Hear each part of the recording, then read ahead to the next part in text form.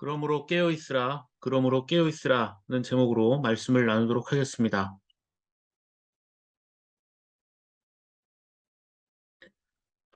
오늘은 좀 무거운 마음으로 설교를 하게 되었습니다. 제가 목사가 되고 난 다음에 아마 처음 주일 아침에 설교를 수정하는 그런 주일이 아닌가라는 생각이 드는데요. 어젯밤에 서울 이태원에서 수백 명의 청년들이 죽거나 부상을 당하는 참사가 벌어졌습니다.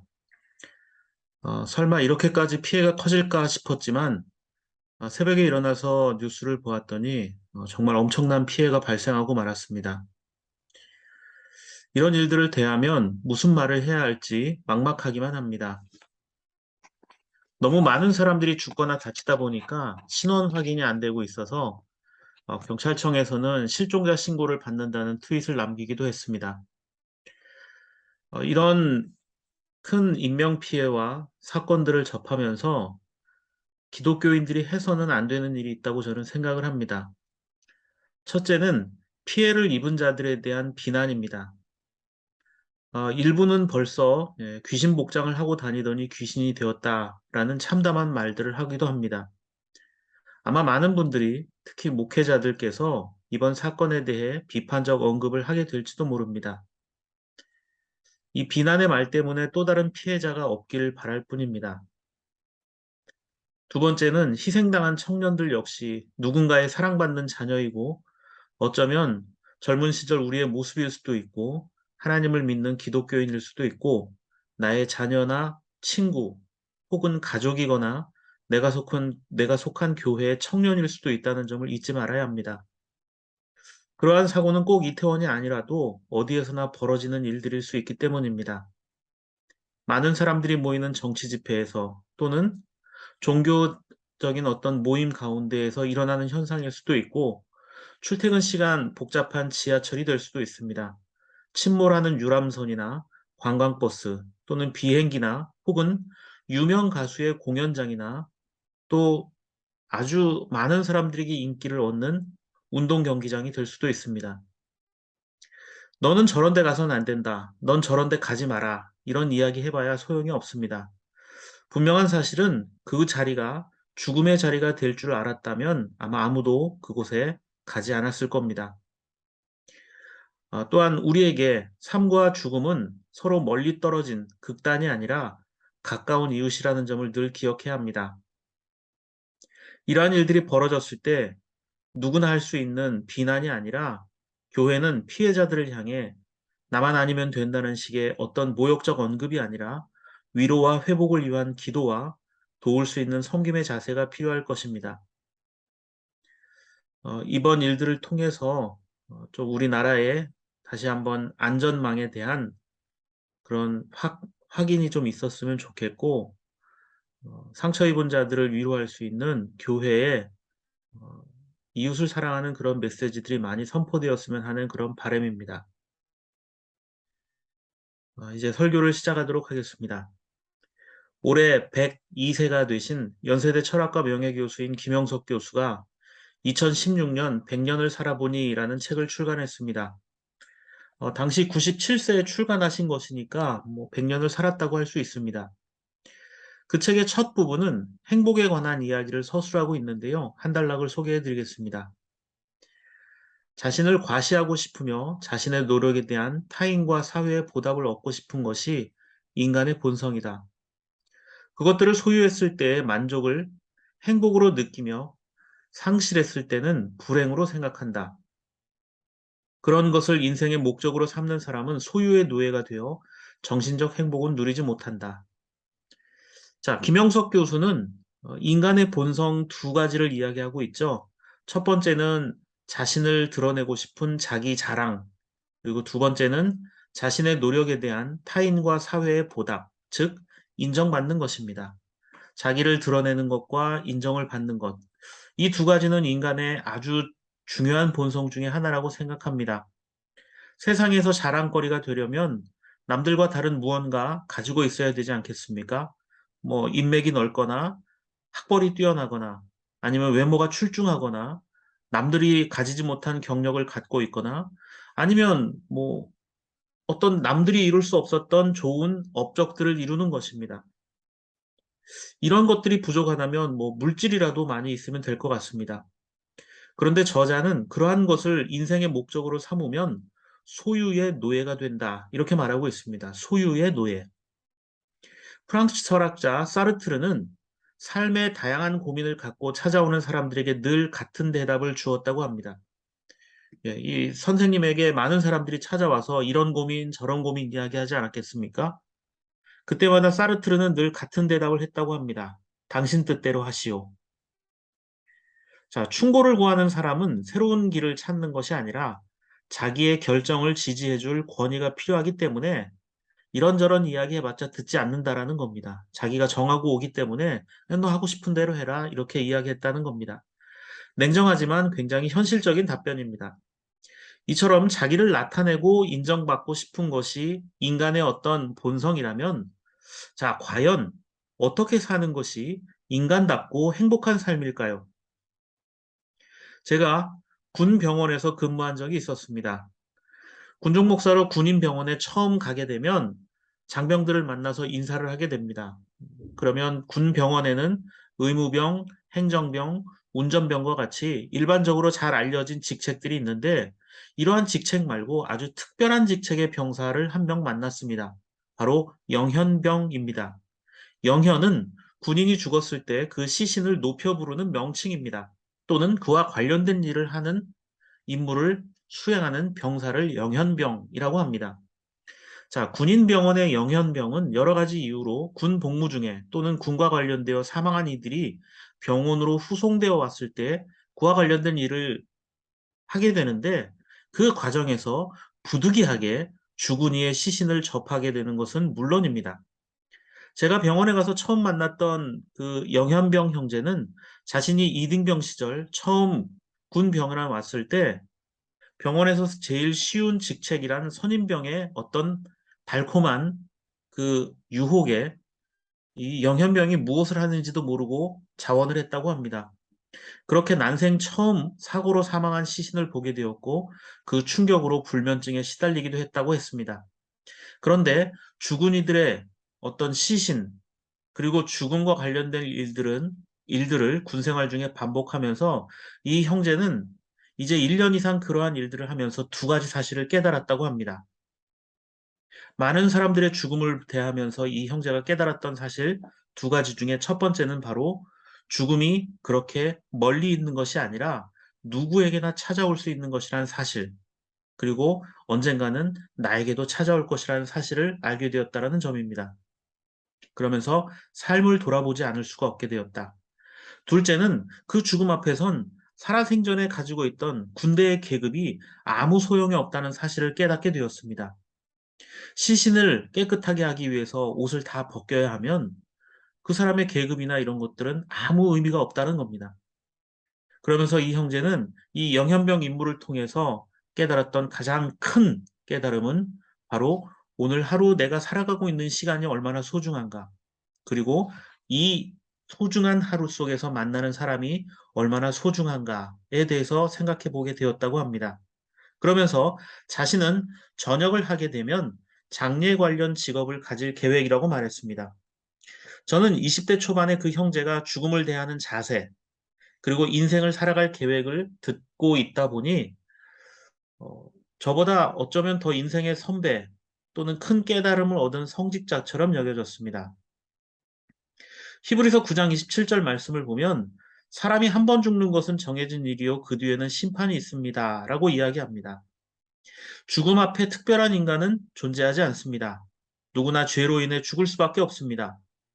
그럼에도 불구하고 여전히 자기밖에 모르고 욕심을 내며 살아가는 사람들이 얼마나 많습니까? 세상과 삶을 바라보는 관점을 바꾸지 못해서 여전히 나만 불행하다 여기며 살아가는 이들에 관한 이야기들을 듣고 보게 될 때마다 그때 그 형제가 생각납니다. 죽음이 그리 멀리 있는 것도 아닌데, 그리고 하나님 앞에 가게 될 때는 세상에서 우리가 하고 있던 것들, 소유하고 있던 것들이 아무것도 아닌데, 우리는 왜 욕심을 내며 살아갈까요? 앞서 설명드렸던 김영석 교수와 이 사르트르의 말처럼 우리는 소유의 노예가 되어 죽을 때까지 내 뜻대로만 살아가는 어리석은 인생은 아닐까 돌아보게 됩니다. 하나님 앞에선 세상의 그 어떤 것도 차이가 없다는 단순한 사실을 잊고 살아갈 때가 얼마나 많습니까? 또한 나의 관점과 하나님의 관점은 근본적으로 차이가 크다는 사실을 얼마나 무시하며 살아갈 때가 있습니까? 믿음의 사람들에게는 단 한 가지 사실이 중요합니다. 로마서 8장 38절과 39절을 보십시오. 나는 확신합니다. 죽음도, 삶도, 천사들도, 권세자들도, 현재일도, 장래일도, 능력도, 높음도, 깊음도, 그 밖에 어떤 피조물도 우리를 우리 주 예수 그리스도 안에 있는 하나님의 사랑에서 끊을 수 없습니다. 그 어떤 것도 나를 사랑하시는 하나님의 사랑에서 끊을 수 없다는 사실입니다. 언제인지 모르지만 나를 사랑하시는 주님께서 다시 오실 그날을 기대하며 우리는 매주 반복되는 예배를 통해 우리가 어떤 존재인지, 하나님께 얼마나 우리가 사랑을 받고 있는지, 우리는 하나님께 얼마나 소중한 존재들인지를 잊지 않고 살아가고 다짐해야 한다는 점입니다. 오늘 세 번째 본문인 마태복음 25장 1절부터 13절 말씀에는 자신의 신분을 망각한 자들의 이야기가 등장합니다. 흔히 열 처녀의 비유로 알려져 있는 이야기입니다. 그런데 좀 오해하지 말아야 할 부분이 있습니다. 1절과 2절 말씀을 보십시오. 1절 말씀을 보면 그런데 하늘나라는 저마다 등불을 들고 신랑을 맞으러 나간 열 처녀에 비길 수 있을 것이다. 이렇게 되어 있습니다. 자, 하늘나라는 뭐라고 얘기합니까? 열 처녀와 비교할 수 있다라고 이야기하죠. 비유입니다. 열 처녀의 어떤 행동들과 그 결과를 보면 하늘나라는, 즉 하나님은 어떤 분인지 알 수 있게 될 것이다라는 겁니다. 우리가 흔히 알기로는 혼인잔치에 들어가지 못한 어리석은 다섯 처녀는 기름을 준비하지 못했기 때문이다라고 알고 있습니다. 예, 맞는 이야기입니다. 그런데 더 중요한 사실은 10절에 미련한 처녀들이 기름을 사러 간 사이에 신랑이 왔다라고 되어 있습니다. 어쩌면 기름이 없어서가 아니라 신랑이 왔을 때 그 자리에 없었기 때문에 외면당하지 않았을까? 아마 기름이 없더라도 그 자리를 지키고 있었다면 어땠을까요? 결과는 좀 달라지지 않았을까요? 마태복음 25장 2절 말씀은 다섯은 어리석고 다섯은 슬기로웠다 이렇게 말합니다. 이것은 단순히 머리가 좋다 나쁘다의 개념이 아닙니다. 이 본문 말씀에 어리석다라는 말은 모로스라는 단어를 쓰는데 둔하고 불합리하고 부주의하다라는 뜻입니다. 반면에 슬기롭다, 프로니모스라는 단어는 배려한다, 염려한다, 생각한다, 이해한다라는 뜻입니다. 자, 둔하다라는 말과 배려한다는 말, 예, 정반대의 뜻이죠. 자, 둔하다. 남들의 어떤 아픔과 슬픔과 힘겨움에 대해 타인의 사정에 대해 둔한 것. 그런데 남에 대해서 배려할 줄 안다는 것. 이것은 완전히 정반대의 뜻입니다. 그래서 다섯은 어리석었다라는 말을 다섯은 자기밖에 모르는 사람으로 또 다섯은 슬기로웠다라는 말은 남을 생각할 줄 아는 사람 이렇게 이해하면 좀 쉬울 것 같습니다. 그래서 잠언 28장 25절 26절은 이렇게 나오죠. 욕심이 많은 사람은 다툼을 일으키지만 자 욕심에선 다툼이 나옵니다. 또 26절에 자기의 생각만을 신뢰하는 사람은 미련하다. 자기 생각만 하는 사람은 어리석고 미련한 자일 뿐이죠. 자 욕심은 다툼을 자기 생각은 미련함을 상징할 뿐입니다. 진짜 어리석은 사람은 많이 배우지 못해서 지식이 부족한 것이 아니라 자기밖에 모르는 자가 정말 어리석고 다툼을 일으키는 자라는 점입니다. 마태복음 25장에는 열처녀 비유에 이어서 14절부터 30절에 달란트 비유가 등장합니다. 자, 5달란트, 2달란트, 1달란트를 받은 사람에 관한 내용인데 마태복음 25장 24절과 25절 말씀을 보면 1달란트를 받은 사람이 주인을 만났을 때 뭐라고 얘기합니까? 우리는 이 성경의 내용을 알죠? 5달란트 받은 사람은 5달란트를, 2달란트 받은 사람은 2달란트를. 그런데 1달란트 받은 사람은 그것을 잘 보관해 두었다가 주인이 왔을 때 그것만 돌려줍니다. 그러면서 이렇게 말하죠. 24절 말씀을 보면 1달란트 받은 사람이 주인에게 뭐라고 얘기합니까? 주인님, 나는 주인이 굳은 분이시라 심지 않은 데서 거두시고 뿌리지 않은 데서 모으시는 줄로 알고 무서워하여 물러가서 그 달란트를 땅에 숨겨 두었습니다. 보십시오. 여기에 그 돈이 있으니 받으십시오. 자, 이 말씀을 보면 여러분 무슨 생각이 드십니까? 24절에서 이 종이 주인을 향해서 주인은 굳은 분이라고 이야기합니다. 굳은 분. 자, 굳다. 공동 번역에선 무서운 사람, 현대인의 성경은 지독한 분, NIV와 킹제임스 성경은 하드맨이라고 합니다. 뭔가 딱딱하고 고지식한 사람이라고 이렇게 여겨지죠. 그런데 헬라어 원문은 스클레로스라는 단어를 쓰는데요. 이 스클레로스라는 단어는 잔인하고 무자비하고 혹독하다라는 뜻입니다. 자, 한 달란트 받은 사람이 주인을 향해서 이런 마음을 가지고 있었다라는 겁니다. 주인은 잔인하고 무자비하고 혹독하다. 나한테 이걸 주고 뭘 하라니? 나는 할 수 없다. 하나라도 잊어버리면 나는 아마 크게 벌을 받을지도 모른다라는 생각을 했을지도 모릅니다. 자, 5달란트, 2달란트, 1달란트. 누구는 많이 주고 누구는 적게 주고 이것은 중요한 것이 아닙니다. 이 달란트, 1달란트를 요즘 가격으로 환산하면 수억 원에 해당하는 돈이기 때문에 적다 많다라고 이야기하기는 좀 무리가 있습니다. 중요한 것은 5달란트, 2달란트 받은 사람과 1달란트 받은 사람은 주인을 대하는 태도가 달랐다라는 겁니다. 주인을 위해서 일하다가 달란트를 모두 잃어버렸어도 자기를 위해 충성했다면 주인은 칭찬했을지 모릅니다. 그런데 1달란트 받았던 사람은 어떤 사람이었습니까? 자기밖에 모르는 사람이었습니다. 책임을 회피하려 했고 자신에게 주어진 일들에 대해서 너무나 소극적으로 자기의 입장만을 생각하는 자였다라는 점입니다. 다시 한번 말씀드리지만 성경이 말하는 어리석은 사람은 지식이 부족하고 배우지 못한 사람이 아니라 자기밖에 모르는 사람이라는 점입니다. 반면에 슬기로운 사람, 기억에 오래 남는 사람은 어떤 사람들입니까? 배려하고 염려하고 생각해주는 또 친절을 베풀었던 그런 자들이 아니겠습니까? 신랑을 기다리던 10명의 처녀들 큰 차이가 없습니다. 1절을 보면 다 등불을 들고 있었습니다. 전부 등불을 들고 있어요. 여기서는 누가 어리석다, 슬기롭다 구별할 수가 없죠. 5절을 보면 신랑이 늦게 오니까 모두 졸다가 잠이 들었습니다. 같이 잤어요. 그런데 신랑이 온다는 말에 잠이 깨서 등불을 이제 손질하기 시작하는데 불을 켜야 하는데 이때까지는 누가 미련한지 슬기로운지 구별할 수 없습니다.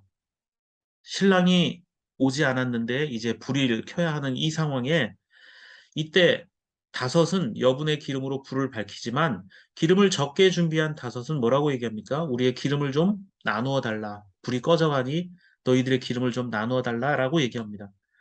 자, 똑같이 준비했는데 어떤 사람은 뭐 더 빨리 불이 타고 어떤 사람은 더 오래 가는 뭐 열 효율이 높은 걸 쓴 게 아니라면 한쪽은 똑같이 준비했지만 기름을 덜 준비한 겁니다. 신랑이 늦게 온다는 생각을 못 했거나 아니면 조금만 하다가 갈 생각이었을지도 모릅니다. 근데 여러분 기름을 나눠주면 어떻게 되겠어요? 둘 다 불이 꺼져서 이 혼인잔치에 불을 밝혀줄 수 없는, 참여할 수 없는 상황이 되지 않겠습니까? 자, 만약 내가 기름이 부족한 입장이라면 그런 생각할 수 있습니다. 기름 좀 있는 것 같은데 나눠줄 수 있는 거 아니냐라고 말이죠.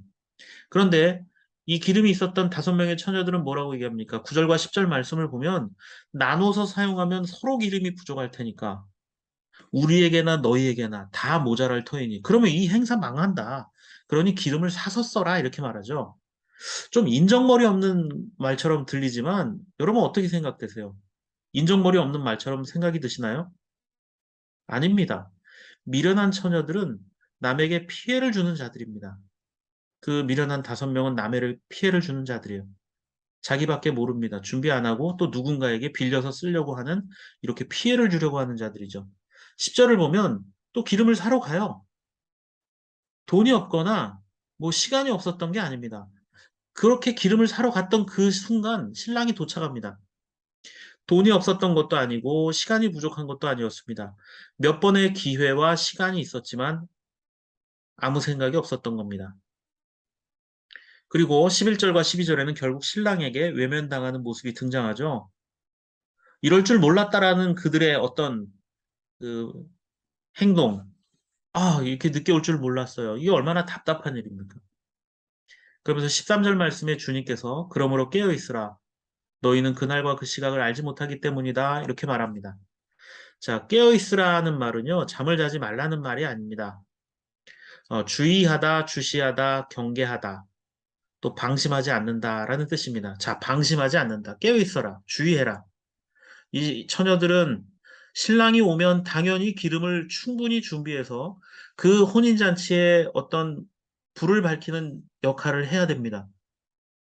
신랑이 이렇게 늦게 올 줄 몰랐다. 기름이 이렇게 떨어질 줄 몰랐다. 그러면 그 혼인잔치에 자신들이 책임져야 했던 부분을 망각한 것입니다. 여러분, 생각해 보십시오. 어떤 공무원들이나 책임 있는 위치에 있는 자들이 어떤 사건이 벌어졌을 때 비난받는 이유가 뭡니까? 방심했다. 그럴 줄 몰랐다라는 말을 하면 사람들이 비난하지 않겠어요? 그 일을 하라고 그 자리에 있는 사람이 몰랐다. 이럴 줄 몰랐다. 여러분, 학생이 시험 볼 줄 몰랐는데요? 라고 말하면 얼마나 황당하겠습니까? 더 나가서 목사에게 내가 설교할 줄 몰랐다라는 이야기를 듣는다면 얼마나 황당하겠습니까? 이런 변명은 통하지 않습니다. 한 번이 어렵지 두 번부터는 쉽고 세 번부터는 습관이 됩니다. 무엇이든 익숙해지면 무뎌집니다. 함께 신앙생활했던 분 중에 토요일에 밤새 술을 마시고 오는 분이 있었습니다. 문제는 이분이 주일에 예배를 마치면 광고를 해야 했는데 처음에는 잘 하시다가 어느 날은 숙취 때문인지 술 냄새가 났습니다. 예, 예배 본당 제가 앞에 앉아 있는데도 앞에서 마이크를 들고 얘기하시는 이분이 입을 열 때마다 술 냄새가 났어요. 아, 뭐 일하다 보면 그럴 수 있겠지라고 한두 번 넘어갔는데 나중에는 어, 너무 술에 취한 채 주일날 교회에 와서 횡설수설하는 겁니다. 마이크를 들고. 이래서는 안 되겠다. 교회 덕이 안 되겠다 싶어서 그분에게 이제 더 이상 그 일을 하지 못하도록 했었는데 우리는 욕망을 따라 살면서 하나님 아닌 다른 것을 선택할 수 있습니다. 꼭 신앙생활 하지 않아도 편하게 행복하게 사는 것처럼 보이는 사람은 많습니다. 내가 노력해서 취한 것이니 내 마음대로 누려도 되는 것들이 세상에 많습니다. 아니, 남들 다 그러는데 나만 그렇게 못하는 것이 때로는 어리석고 억울한 일이 될 수도 있습니다. 그런데 하나님은 우리에게 나누고 돌보고 섬기라고 하시는 것 같습니다. 아니, 나는 정말 지금 힘들고 여유도 없고 안 될 것 같은데 꼭 하나님께서 나에게 원하시는 것 같은 그런 말씀을 하시는 때가 있습니다. 좁고 힘들고 불편한 길처럼 보이는 그 길을 나에게 가시도록 요구하실 때가 있다는 점입니다. 자, 왜 그럴까요? 시편 126편 5절과 6절은 이렇게 말합니다. 눈물을 흘리며 씨를 뿌리는 사람은 기쁨으로 거둔다. 울며 씨를 뿌리러 나가는 사람은 기쁨으로 단을 가지고 돌아온다. 하나님을 믿고 따르는 길이 결코 순탄한 것만은 아님을 알기 때문에 울면서라도 씨를 뿌리고 주님을 섬기겠다고 다짐하고 또 다짐할 수 있기를 바랍니다. 우리의 믿음과 교회가 흔들림 없이 주님의 뜻대로만 만들어져 가는 삶과 신앙의 공동체가 되기를 바랍니다. 언제나 어디서나 내 뜻과 의지가 아니라 오직 주님만을 따르는 저와 여러분들의 삶의 모습이 되기를 바랍니다.